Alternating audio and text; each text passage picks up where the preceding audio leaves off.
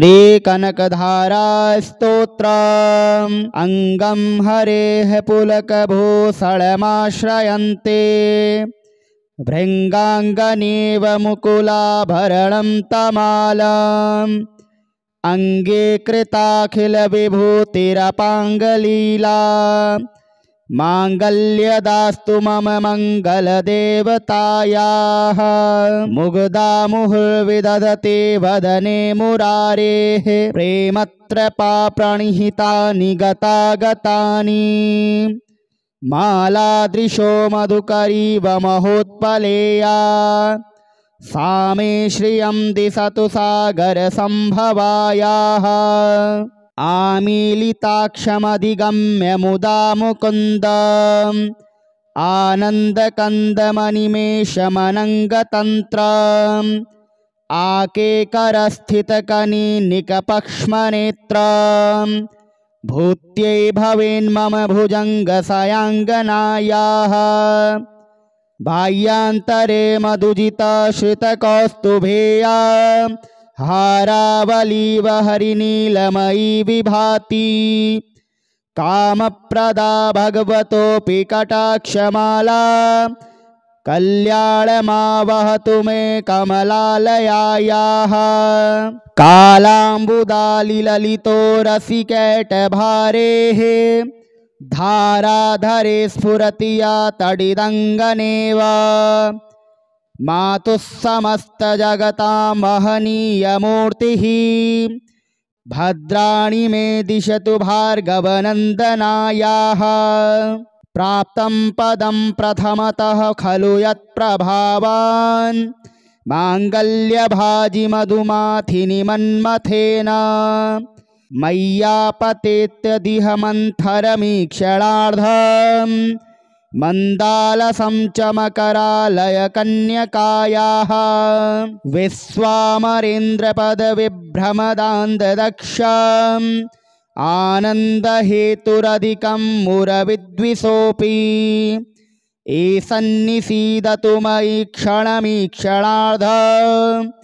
मिन्दीवरोदरसहोदरमिन्दिरायाः इष्टाविशिष्टमतयोऽपि ययादयाद्र दृष्ट्या त्रिविष्टपपदं सुलभं लभन्ते दृष्टिः प्रहिष्टकमलोदरदीप्तिरिष्टां पुष्टिं कृपीष्ट मम पुष्करविष्टरायाः दद्यादयानुपवनो द्रविणाम्बुधाराम् अस्मिन्निकञ्चन विहङ्गसि सौविसर्णे दुष्कर्म घर्ममपनीय चिराय दूरं नारायण प्रणीनि नयनाम्बुवाहः धीर्देवतेति गरुणध्वज सुन्दरीति साकम्भरीति शशिशेखरवल्लभेति सृष्टिस्थितिप्रलयकेषु संस्थितायै तस्यै नमस्त्रिभुवनेकगुरोस्तरुण्यै श्रुत्यै नमोऽस्तु शुभकर्मफलप्रसूत्यै रत्यै नमोऽस्तु रमणीयगुणार्णवायै शक्त्यै नमोऽस्तु शतपत्रनिकेतनायै पुष्ट्यै नमोऽस्तु पुरुषोत्तमवल्लभायै नमोऽस्तु नालीकनिभाननायै नमोऽस्तु दुग्धोदधिजन्मभूम्यै नमोऽस्तु सोमामृतसोदरायै नमोऽस्तु नारायणवल्लभायै नमोऽस्तु हेमाम्बुजपीठिकायै नमोऽस्तु भूमण्डलनायिकायै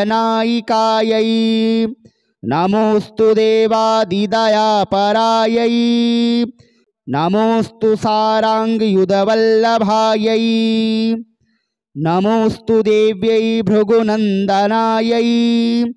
नमोऽस्तु विष्णोरुरसिस्थितायै नमोऽस्तु लक्ष्म्यै कमलालयायै नमोऽस्तु दामोदरवल्लभायै नमोऽस्तु कान्त्यै कमलेक्षणायै नमोऽस्तु भूत्यै भुवनप्रसूत्यै नमोस्तु देवादिभिरर्चितायै नमोस्तु नन्दात्मजवल्लभायै सम्पत्कराणि सकलेन्द्रियनन्दनानि साम्राज्यदानविभवानि ररोरुहाक्षि त्वद्वन्दनानि दूरतोत्तरणोद्यतानि मामेव मातरनिशं कलयन्तु मान्ये यत्कटाक्ष समुपासना विधिः सेवकस्य सकलार्थ संपदः संतनोति वचनांगमानसेः त्वां मुरारिहृदयेश्वरीं भजे सरसिजनिलये सरोजहस्ते धवलतमां सुखगन्धमाल्यशोभे भगवति हरिवल्लभे मनोज्ञे त्रिभुवनभूतिकरी प्रसीद मय्यम् दिगघस्तिभिः कनककुम्भमुखावसृष्टा स्वरवाहिनी विमलचारुजलप्लुताङ्गीं प्रातर्नमामि जगतां जननीमशेष लोकाधिनाथ गृहिणीममृताब्धिपुत्रीं कमले कमलाक्षवल्लभे त्वं करुणापूरतरङ्गितैरपाङ्गेः अवलोकय मां किञ्चनानां प्रथमं पात्रं कृत्रिमं दयायाः देवी प्रसीद जगदीश्वरि लोकमातः कल्याणगात्रि कमले क्षणजीवनाथे दारिद्र्यभीतिहृदयं शरणागतं माम् आलोक्य प्रतिदिनं सदयेरपाङ्गेः स्तुवन्ति ये स्तुतिभिरमुभिरन्वः त्रयीमयीं त्रिभुवनमातरं रमां गुणाधिका गुरोत्तरभाग्यभागिनो भवन्ति ते भुवि बुधभाविताशयाः अङ्गं हरेः पुलकभूषणमाश्रयन्ते भृङ्गाङ्गनेव मुकुलाभरणं तमालम् अंगे कृताखिलविभूतिरपाङ्गलीला माङ्गल्यदास्तु मम मङ्गलदेवतायाः मुग्धा मुहुर्विदधते वदने मुरारेः प्रेमत्रपा प्रणिहितानि गतागतानि मालादृशो मधुकरीव महोत्पलेया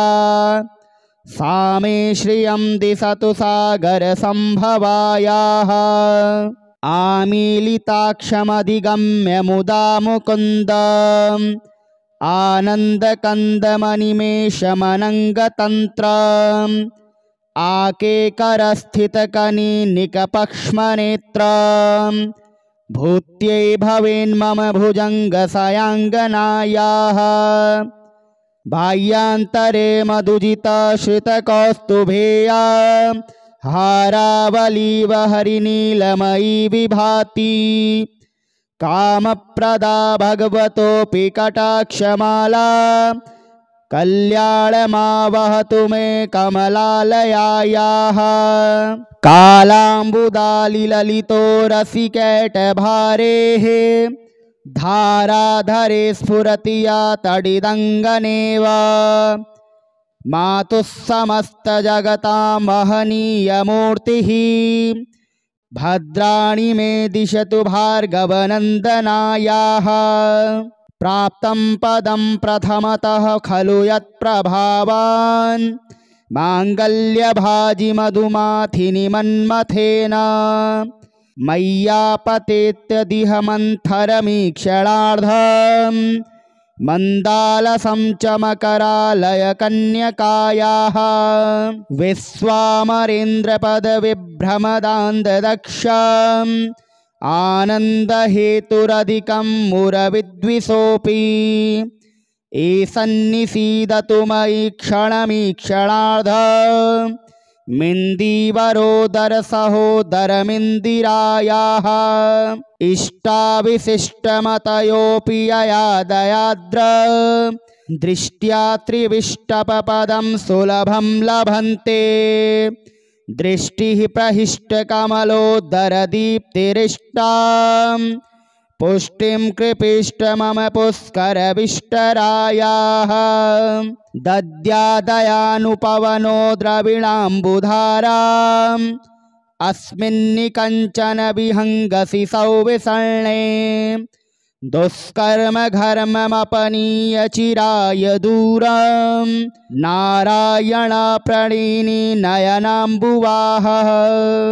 धीर्देवतेति गरुणध्वज सुन्दरीति शाकम्भरीति शशिशेखरवल्लभेति सृष्टिस्थितिप्रलयकेषु संस्थितायै तस्यै नमस्त्रिभुवनेकगुरोस्तरुण्यै श्रुत्यै नमोऽस्तु शुभकर्मफलप्रसूत्यै रत्यै नमोऽस्तु रमणीयगुणार्णवायै शक्त्यै नमोऽस्तु शतपत्रनिकेतनायै पुष्ट्यै नमोऽस्तु पुरुषोत्तमवल्लभायै नमोऽस्तु नालीकनिभाननायै नमोऽस्तु दुग्धोदधिजन्मभूम्यै नमोऽस्तु सोमामृतसोदरायै नमोऽस्तु नारायणवल्लभायै नमोऽस्तु हेमाम्बुजपीठिकायै नमोऽस्तु भूमण्डलनायिकायै नमोऽस्तु देवादिदयापरायै नमोऽस्तु साराङ्गयुधवल्लभायै नमोऽस्तु देव्यै भृगुनन्दनायै नमोऽस्तु विष्णोरुरसिस्थितायै नमोऽस्तु लक्ष्म्यै कमलालयायै नमोऽस्तु दामोदरवल्लभायै नमोऽस्तु कान्त्यै कमलेक्षणायै नमोऽस्तु भूत्यै भुवनप्रसूत्यै नमोऽस्तु देवादिभिरर्चितायै नमोऽस्तु नन्दात्मजवल्लभायै सम्पत्कराणि सकलेन्द्रियनन्दनानि साम्राज्यदानविभवानि ररोरुहाक्षि त्वद्वन्दनानि दूरतोत्तरणोद्यतानि मामेव मातरनिशं कलयन्तु मान्ये यत्कटाक्षसमुपासना विधिः सेवकस्य सकलार्थसम्पदः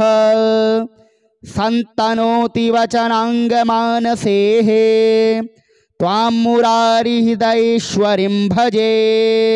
सरसिजनिलये सरोजहस्ते धवलतमां सुखगन्धमाल्यशोभे भगवति हरिवल्लभे मनोज्ञे त्रिभुवनभूतिकरी प्रसीद मय्यम् दिगघस्तिभिकनककुम्भमुखावसृष्टा स्वरवाहिनी विमलचारुजलप्लुताङ्गीं प्रातर्नमामि जगतां जननीमशेष लोकाधिनाथ गृहिणीममृताब्धिपुत्रीं कमले कमलाक्षवल्लभे त्वं करुणापूरतरङ्गितैरपाङ्गेः अवलोकय मां किञ्चनानां प्रथमं पात्रं कृत्रिमं दयायाः देवी प्रसीद जगदीश्वरि लोकमातः कल्याणगात्रि कमलेक्षणजीवनाथे दारिद्र्यभीतिहृदयं शरणागतं माम् आलोक्य प्रतिदिनं सदयेरपाङ्गेः स्तुवन्ति ये स्तुतिभिरमुभिरन्वः त्रयीमयीं त्रिभुवनमातरं रमां गुणाधिका गुरोत्तरभाग्यभागिनो भवन्ति ते भुवि बुधभाविताशयाः अङ्गं हरेः पुलकभूषणमाश्रयन्ते भृङ्गाङ्गनेव मुकुलाभरणं तमालम् अङ्गे कृताखिलविभूतिरपाङ्गलीला माङ्गल्यदास्तु मम मङ्गलदेवतायाः मुग्धा मुहुर्विदधते वदने मुरारेः प्रेमत्रपा प्रणिहितानि गतागतानि मालादृशो मधुकरीव महोत्पलेया सा मे श्रियं दिशतु सागरसम्भवायाः आमीलिताक्षमधिगम्य मुदा मुकुन्दम् आनन्दकन्दमनिमेषमनङ्गतन्त्रम् आकेकरस्थितकनिनिकपक्ष्मनेत्रम् भूत्यै भवेन्मम भुजङ्गसयाङ्गनायाः बाह्यान्तरे मधुजितश्रितकौस्तुभेया हारावलीव हरिनीलमयी विभाति कामप्रदा भगवतोऽपि कटाक्षमाला कल्याणमावहतु मे कमलालयायाः कालाम्बुदालिललितो रसिकैटभारेः धाराधरे स्फुरति या तडिदङ्गनेव मातुः समस्तजगतां महनीयमूर्तिः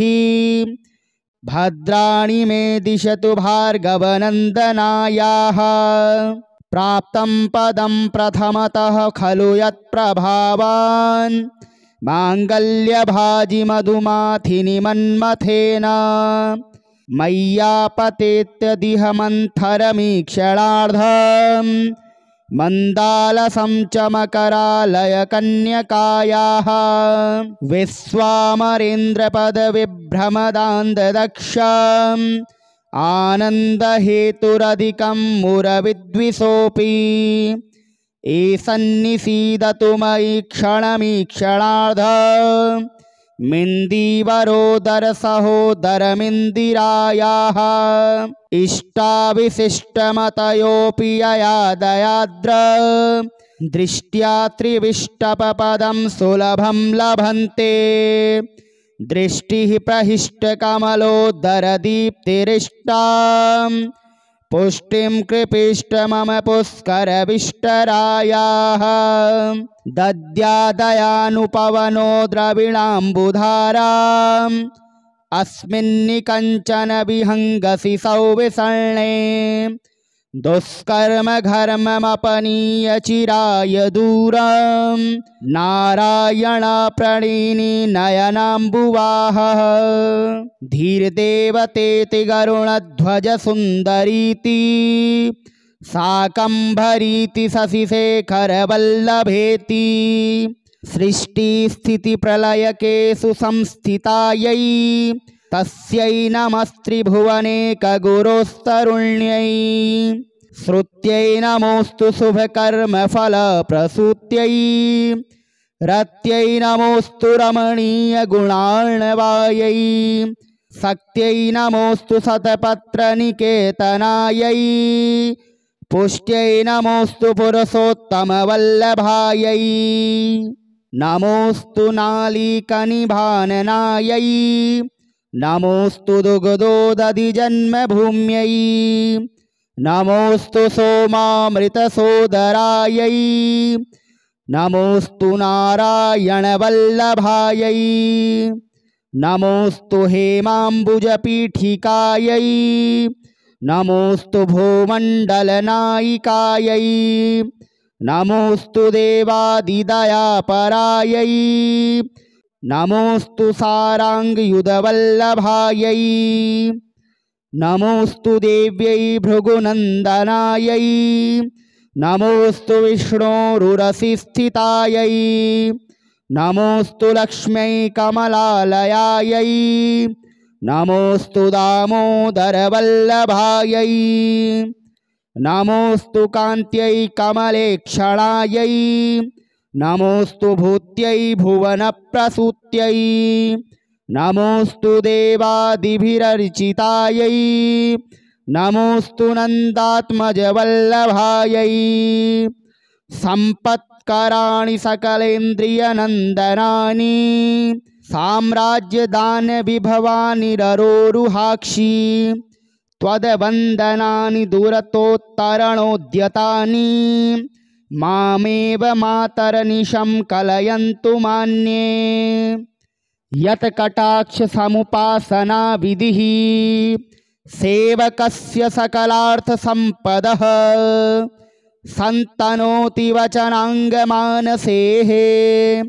त्वां मुरारिहृदयेश्वरीं भजे सरसिजनिलये सरोजहस्ते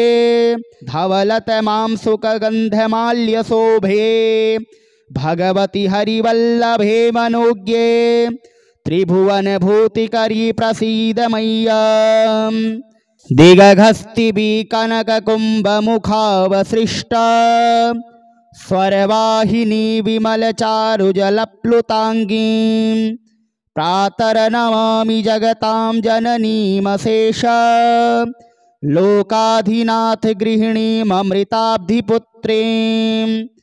कमले कमलाक्षवल्लभे त्वं करुणापूरतरङ्गितैरपाङ्गेः अवलोकय मां किञ्चनानां प्रथमं पात्रं कृत्रिमं दयायाः देवी प्रसीद जगदीश्वरि लोकमातः कल्याणगात्रि कमले क्षणजीवनाथे दारिद्र्यभीतिहृदयं शरणागतं माम् आलोक्य प्रतिदिनं सदयेरपाङ्गेः स्तुवन्ति ये स्तुतिभिरमुभिरन्वः त्रयीमयीं त्रिभुवनमातरं रमां गुणाधिका गुरोत्तरभाग्यभागिनो भवन्ति ते भुवि बुधभाविताशयाः अङ्गं हरेः पुलकभूषणमाश्रयन्ते भृङ्गाङ्गनेव मुकुलाभरणं तमालम् अङ्गे कृताखिलविभूतिरपाङ्गलीला माङ्गल्यदास्तु मम मङ्गलदेवतायाः मुग्धा मुहुर्विदधते वदने मुरारेः प्रेमत्रपा प्रणिहितानि गतागतानि मालादृशो मधुकरीव महोत्पलेया सा मे श्रियं दिशतु सागरसम्भवायाः आमीलिताक्षमधिगम्य मुदा मुकुन्दम् आनन्दकन्दमनिमेषमनङ्गतन्त्रम् आकेकरस्थितकनिनिकपक्ष्मनेत्रम् भूत्यै भवेन्मम भुजङ्गसयाङ्गनायाः बाह्यान्तरे मधुजितश्रितकौस्तुभेया हारावलीव हरिनीलमयी विभाति कामप्रदा भगवतोऽपि कटाक्षमाला कल्याणमावहतु मे कमलालयायाः कालाम्बुदालिललितो रसिकैटभारेः धाराधरे स्फुरति या तडिदङ्गनेव मातुः समस्तजगतां महनीयमूर्तिः भद्राणि मे दिशतु भार्गवनन्दनायाः प्राप्तं पदं प्रथमतः खलु यत्प्रभावान् माङ्गल्यभाजि मधुमाथिनि मन्मथेन मय्यापतेत्यदिह मन्थरमीक्षणार्धम् मन्दालसं च मकरालयकन्यकायाः विश्वामरेन्द्रपदविभ्रमदान्ददक्षम् आनन्दहेतुरधिकं मुरविद्विषोऽपि ईसन्निसीदतु मयि क्षणमीक्षणार्धम् मिन्दीवरोदरसहोदरमिन्दिरायाः इष्टाविशिष्टमतयोऽपि यया दयाद्र दृष्ट्या त्रिविष्टपपदं सुलभं लभन्ते दृष्टिः प्रहिष्टकमलोदरदीप्तिरिष्टां पुष्टिं कृपिष्ट मम पुष्करविष्टरायाः दद्यादयानुपवनो द्रविणाम्बुधाराम् अस्मिन्निकञ्चन विहङ्गसि सौविसर्णे दुष्कर्म घर्ममपनीय चिराय दूरं नारायण प्रणिनि नयनाम्बुवाहः धीर्देवतेति गरुणध्वज सुन्दरीति शाकम्भरीति शशिशेखरवल्लभेति सृष्टिस्थितिप्रलयकेषु संस्थितायै तस्यै नमस्त्रिभुवनेकगुरोस्तरुण्यै श्रुत्यै नमोऽस्तु शुभकर्मफलप्रसूत्यै रत्यै नमोऽस्तु रमणीयगुणार्णवायै शक्त्यै नमोऽस्तु शतपत्रनिकेतनायै पुष्ट्यै नमोऽस्तु पुरुषोत्तमवल्लभायै नमोऽस्तु नालीकनिभाननायै नमोऽस्तु दुग्धोदधिजन्मभूम्यै नमोऽस्तु सोमामृतसोदरायै नमोऽस्तु नारायणवल्लभायै नमोऽस्तु हेमाम्बुजपीठिकायै नमोऽस्तु भूमण्डलनायिकायै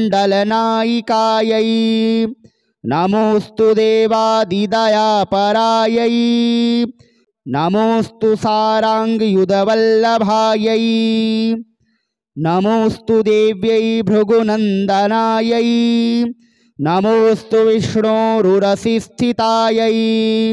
नमोऽस्तु लक्ष्म्यै कमलालयायै नमोऽस्तु दामोदरवल्लभायै नमोऽस्तु कान्त्यै कमलेक्षणायै नमोऽस्तु भूत्यै भुवनप्रसूत्यै नमोऽस्तु देवादिभिरर्चितायै नमोऽस्तु नन्दात्मजवल्लभायै सम्पत्कराणि सकलेन्द्रियनन्दनानि साम्राज्यदानविभवानि ररोरुहाक्षि त्वद्वन्दनानि दूरतोत्तरणोद्यतानि मामेव मातरनिशं कलयन्तु मान्ये यत्कटाक्षसमुपासना विधिः सेवकस्य सकलार्थसम्पदः सन्तनोति वचनाङ्गमानसेः त्वां मुरारिहृदयेश्वरीं भजे सरसिजनिलये सरोजहस्ते धवलतमां सुखगन्धमाल्यशोभे भगवति हरिवल्लभे मनोज्ञे त्रिभुवनभूतिकरी प्रसीद मय्यम् दिगघस्तिभिकनककुम्भमुखावसृष्टा स्वरवाहिनी विमलचारुजलप्लुताङ्गीं प्रातर्नमामि जगतां जननीमशेष लोकाधिनाथ गृहिणीममृताब्धिपुत्रीं कमले कमलाक्षवल्लभे त्वं करुणापूरतरङ्गितैरपाङ्गेः अवलोकय मां किञ्चनानां प्रथमं पात्रं कृत्रिमं दयायाः देवी प्रसीद जगदीश्वरि लोकमातः कल्याणगात्रि कमलेक्षणजीवनाथे दारिद्र्यभीतिहृदयं शरणागतं माम् आलोक्य प्रतिदिनं सदयेरपाङ्गेः स्तुवन्ति ये स्तुतिभिरमुभिरन्वः त्रयीमयीं त्रिभुवनमातरं रमां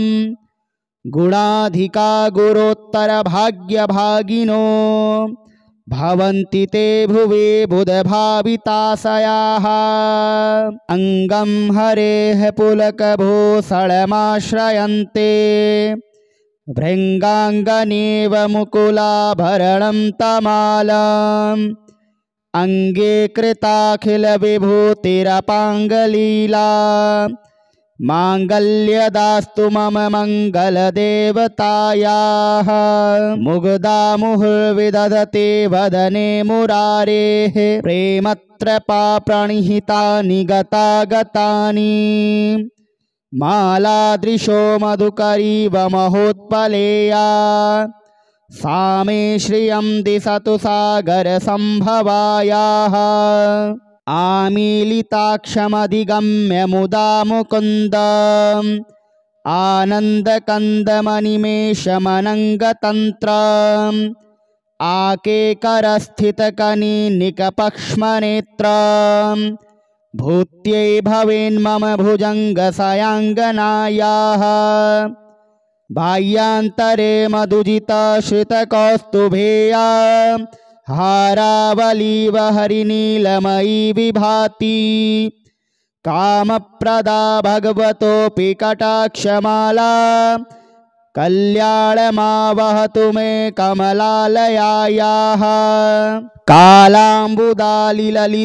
रसिकैटभारेः धाराधरे स्फुरति या तडिदङ्गनेव मातुः समस्तजगतां महनीयमूर्तिः भद्राणि मे दिशतु भार्गवनन्दनायाः प्राप्तं पदं प्रथमतः खलु यत्प्रभावान् माङ्गल्यभाजि मधुमाथिनि मन्मथेन मय्यापतेत्यदिह मन्थरमीक्षणार्धम् मन्दालसं चमकरालयकन्यकायाः विश्वामरेन्द्रपदविभ्रमदान्ददक्षम् आनन्दहेतुरधिकं मुरविद्विषोऽपि एषन्निषीदतु मयि क्षणमीक्षणार्धम् मिन्दीवरोदरसहोदरमिन्दिरायाः इष्टाविशिष्टमतयोऽपि यया दयाद्र दृष्ट्या त्रिविष्टपपदं सुलभं लभन्ते दृष्टिः प्रहिष्टकमलोदरदीप्तिरिष्टां पुष्टिं कृपीष्ट मम पुष्करविष्टरायाः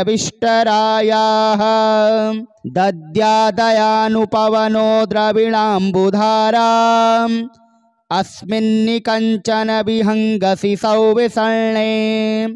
दुष्कर्म घर्ममपनीय चिराय दूरम् नारायण प्रणीनि नयनाम्बुवाहः धीर्देवतेति गरुणध्वज सुन्दरीति शाकम्भरीति शशिशेखरवल्लभेति सृष्टिस्थितिप्रलयकेषु संस्थितायै तस्यै नमस्त्रिभुवनेकगुरोस्तरुण्यै श्रुत्यै नमोऽस्तु शुभकर्मफलप्रसूत्यै रत्यै नमोऽस्तु रमणीयगुणार्णवायै शक्त्यै नमोऽस्तु शतपत्रनिकेतनायै पुष्ट्यै नमोऽस्तु पुरुषोत्तमवल्लभायै नमोऽस्तु नालीकनिभाननायै नमोऽस्तु दुग्धोदधिजन्मभूम्यै नमोऽस्तु सोमामृतसोदरायै नमोऽस्तु नारायणवल्लभायै नमोऽस्तु हेमाम्बुजपीठिकायै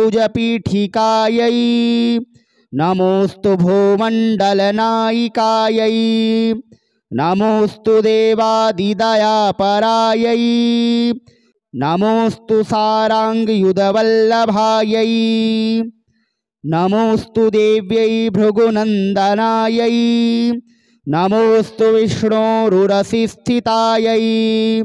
नमोऽस्तु लक्ष्म्यै कमलालयायै नमोऽस्तु दामोदरवल्लभायै नमोऽस्तु कान्त्यै कमलेक्षणायै नमोऽस्तु भूत्यै भुवनप्रसूत्यै नमोऽस्तु देवादिभिरर्चितायै नमोऽस्तु नन्दात्मजवल्लभायै सम्पत्कराणि सकलेन्द्रियनन्दनानि साम्राज्यदानविभवानि ररोरुहाक्षि त्वद्वन्दनानि दूरतोत्तरणोद्यतानि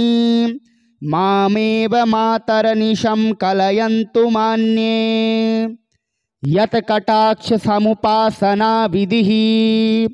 सेवकस्य सकलार्थसम्पदः सन्तनोति वचनाङ्गमानसेः त्वां मुरारिहृदयेश्वरीं भजे सरसिजनिलये सरोजहस्ते धवलतमां सुखगन्धमाल्यशोभे भगवति हरिवल्लभे मनोज्ञे त्रिभुवनभूतिकरी प्रसीद मय्यम् दिगघस्तिभिः कनककुम्भमुखावसृष्टा स्वरवाहिनी विमलचारुजलप्लुताङ्गीं प्रातर्नमामि जगतां जननीमशेष लोकाधिनाथ गृहिणीममृताब्धिपुत्रीं कमले कमलाक्षवल्लभे त्वं करुणापूरतरङ्गितैरपाङ्गेः अवलोकय मां किञ्चनानां प्रथमं पात्रं कृत्रिमं दयायाः देवी प्रसीद जगदीश्वरि लोकमातः कल्याणगात्रि कमलेक्षणजीवनाथे दारिद्र्यभीतिहृदयं शरणागतं माम् आलोक्य प्रतिदिनं सदयेरपाङ्गेः स्तुवन्ति ये स्तुतिभिरमुभिरन्वः त्रयीमयीं त्रिभुवनमातरं रमां गुणाधिका गुरोत्तरभाग्यभागिनो